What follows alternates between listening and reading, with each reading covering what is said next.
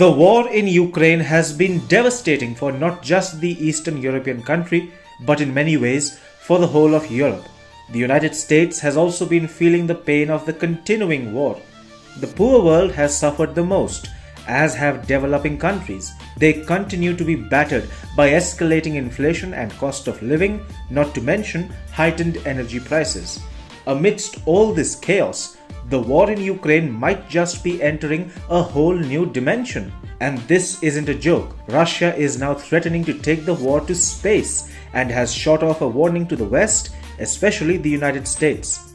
Moscow now says it will be more than happy to shoot down American and Western satellites helping Ukraine in its fight against Russia. Just as the world was beginning to cope with the fact that the war in Ukraine could turn into a nuclear Armageddon between Russia and the West really quick, Moscow has dropped another bombshell. This time, Vladimir Putin's Russia is warning the West that it could soon see its commercial satellites being shot in outer space. Konstantin Vorontsov, a senior Russian foreign ministry official, warned against the extremely dangerous trend of Western satellites being used to aid the Ukrainian war effort. Vorontsov was speaking to the United Nations' First Committee, and he said the West's use of such satellites to help Ukraine militarily was provocative. Shedding more light on the matter, he said, and I quote, "We are talking about the involvement of components of civilian space infrastructure, including commercial, by the United States and its allies in armed conflicts."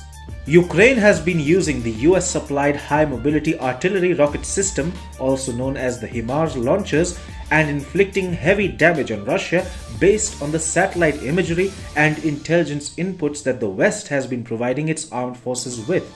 Ukraine's deputy head of military intelligence, Vladimir, recently said that the country's forces were targeting Russian troops and positions based on excellent satellite imagery and real-time information.